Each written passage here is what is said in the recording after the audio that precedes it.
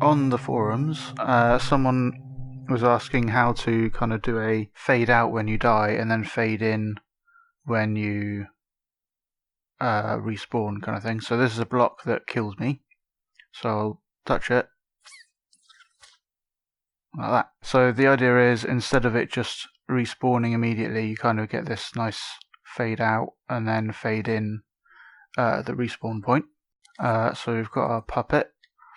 And so normally the way this works is when the is dead signal comes out, it goes straight into the respawn trigger, so that when you die, then it respawns immediately.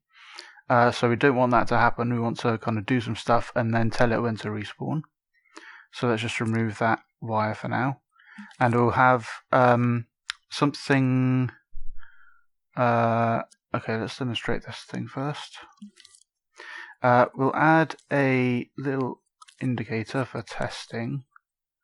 We'll just go here and then you're done, and then the text box will still display.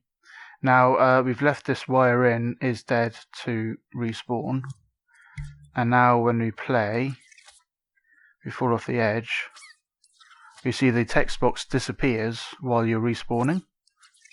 That's because respawning first destroys the puppet or the controlled object, and then it spawns a completely new object of whatever state it was in when the scene first started. So if we move that outside of the puppet, then it's still there, and if we go and play some stuff, and then we fall off, so we respawn, the text box stays there, and the whole screen dims while you respawn, but the text box itself stays there just fine. So we want any logic that you don't want to be affected by the respawn needs to be outside of the puppet. So let's make a chip. I like to have, for central kind of global stuff, I have one chip and I just leave it there, make it quite large so that I can see it from anywhere, and just leave it there in the scene. So first let's make the little fade out thing. Let's have a timeline, and we'll use a wiper, which is in here. Now with the wiper, when it gets activated, it kind of animates in the wiper, so if we did a linear wipe, so once it gets, if we do that, once it gets powered, it will start wiping across. Let's turn these up. Start wiping across, and then when it gets unpowered, it will start unwiping and kind of disappearing again. So that's got enough time to go across, and then it unwipes again once it's unpowered, kind of like a power up and power down time for a keyframe. But there's another way of controlling this, which is the wipe amount. So if we play it, oh, that doesn't actually work. But if we set these to 0, then it will just be instant to whatever point this is. And we can just animate this if we want to. So we'll use the wiper, and we'll have a keyframe, and we'll put the wipe amount to full, and then we'll scale this up by just hovering over it and pushing up on the D-pad,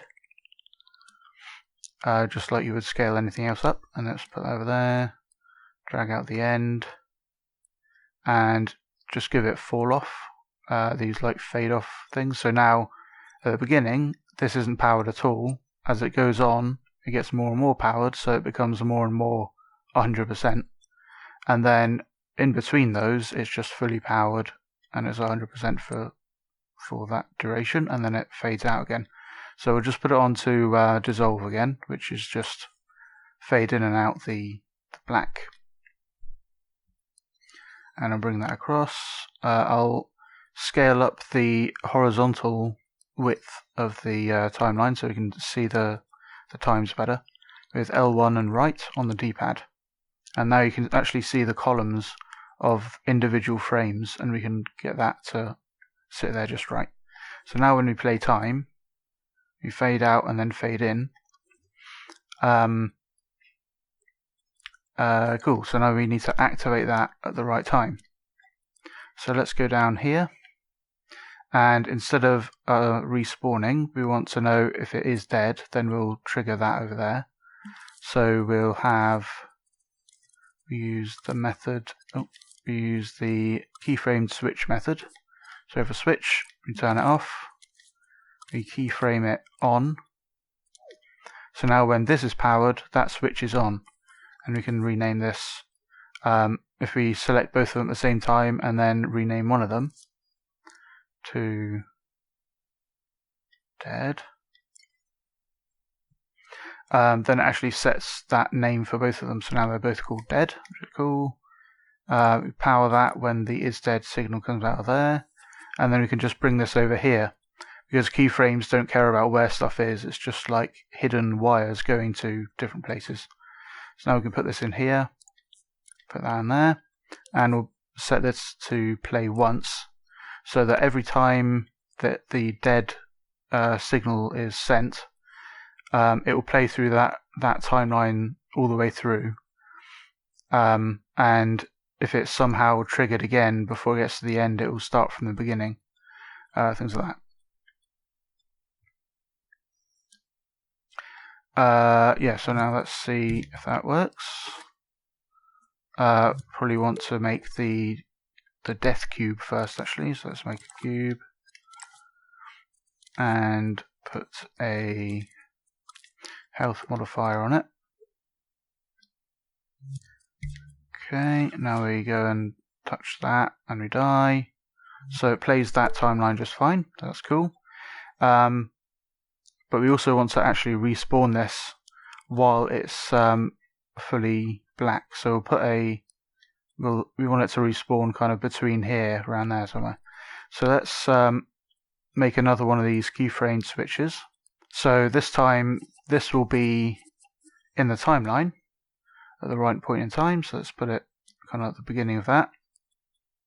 Actually, let's put it at the end of that, so that we can't run around while it's pitch black, because that'll be a bit weird. So let's do that.